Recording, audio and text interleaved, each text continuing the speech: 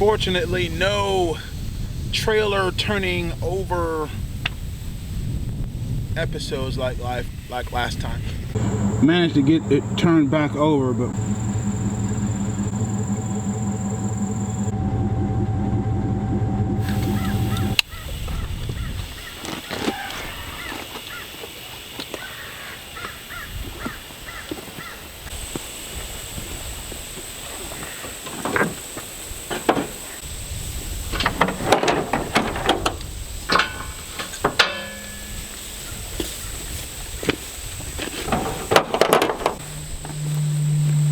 okay, this right here is a common problem sometimes. This will come loose. Ugh.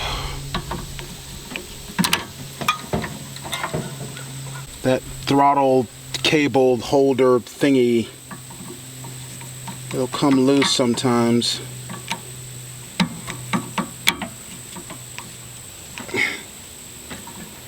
And they really need a little bit better way to do it, but you have to get the cap under there to hold it in place. And every now and again it'll just slip out and you'll have to do that, and you just have to remember to do it. Otherwise there's nothing wrong with it.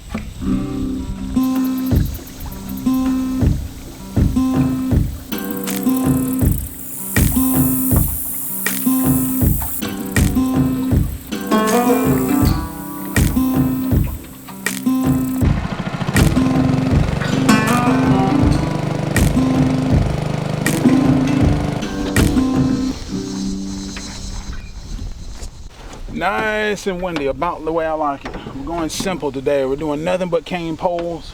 I use the same rig on my cane poles if I'm not casting with them as I do with my regular poles. My jug lines rather. Hook, 18 inches up from that, another hook on a dropper, and a few inches up from that, stopper knot, a bead, and a sinker, usually, you know. And these are long cane poles, probably about 16 feet long. And we are going bluegilling today, baby. The thing I like about these cane poles, I can get them wet. I don't have to worry about nothing, you know, just get them wet, man. And so we're gonna drift up these weed beds here. It's probably gonna take me longer to get rigged up than a really super worms, which are basically just mealworms. They're just super sized. There's a different species, Morio beetle larva. I usually put some carrot in there, old leaves, fresh leaves, anything that'll give them some water. Sometimes to give them water, I'll just take a coffee filter and just soak it in water, and they'll just get their water that way. We're probably gonna have to rig up one of my rods at some point. The thing about the cane pole, you can just dunk it right there in the water. Doesn't really matter. We're in a situation where there's a cold front holding off sort of Arkansas, Louisiana, just maybe clippings, probably coming over Mississippi now. It's swooping down, and it's kind of swooping down and back up and around. So we're not in a good time of the month to fish, but because the cold front's pushing through, I'm guessing that these fish will bite ahead of that cold front. Boom! Whoa! Boom! Oh, boom! It's just like fishing with one of them big long 16-foot crappie rods, man. The same thing. Now that one he ate the bottom one first, then came back and ate the top one. Boom. Oh, and he swallowed it. Where do you think my needle nose pliers are? Fella gotta help me, remind me to bring my needle nose pliers, man. Y'all keep forgetting to tell me to bring the needle nose pliers. Do have a screwdriver, which often work just as well. Put it down in there and shove it all the way down the throat, and then just twist it around and it'll come out. But it'll absolutely kill the fish. If you're doing any kind of catch and release, that won't work. And that's a rare thing for the fish to swallow the bait while I'm trolling or drifting like this. For those of you who are wondering about color profiles, I'm shooting with Cinema Like D today. Cloudy, and so sometimes it's gonna look really, really dark. Sometimes it'll look fairly bright. I don't have any auto adjustments on these little lenses, so once it's set, it's set. The good thing is that with this filter, I can actually adjust. Let me show you. I can adjust the brightness. Yeah, see how dark that got? I can adjust that stuff. So,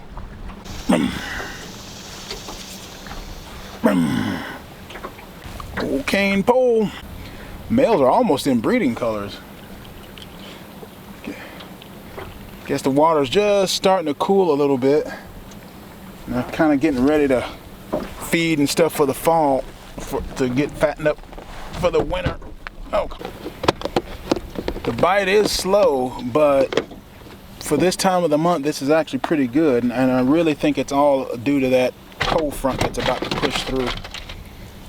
They seem to feed ahead of those cold fronts like that some, if you can catch it just right. And I got about 24 feet of line on it, and we're just letting the wind push us off this shoreline here that you see. And we're picking them up slowly but surely. Because I don't have sonar, don't really want sonar. I actually have a sonar that a subscriber gave me, actually a nice one, but it's easier. I'd rather look at the water and see what's going on than to just be looking at a computer screen. I mean, it's just, fishermen have become like these people with these cell phones playing these games all day. That's what fishermen look like. They just look like, I mean, nobody's actually watching the water anymore. It's just,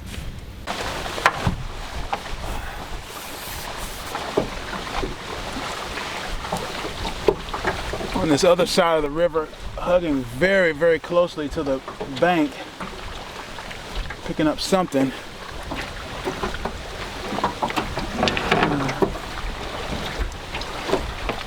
I'm gonna have to motor back out.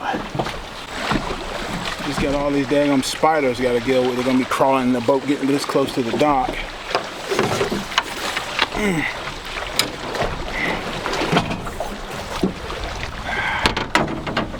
Really? We gotta get.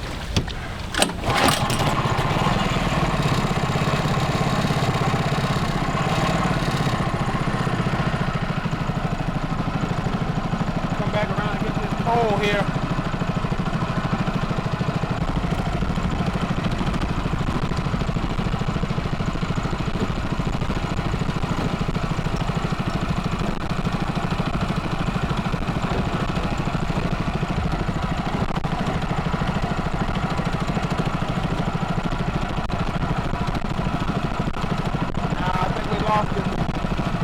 I got the crappie rod set up now. They're kind of in this little, somewhat deeper water, perhaps.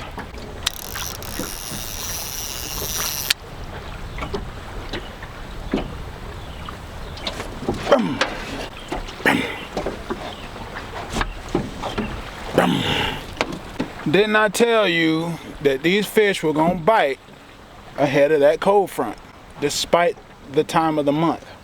Gotta watch the weather. I know not everybody has the opportunity to fish whenever is the proper time to fish, but if you don't have much time to fish, plan your trips according to the solar calendar and then watch the weather and fish as close to the best times of the month you can. Out of bait. Crazy. I have no bait. Unbefreaking-leavable.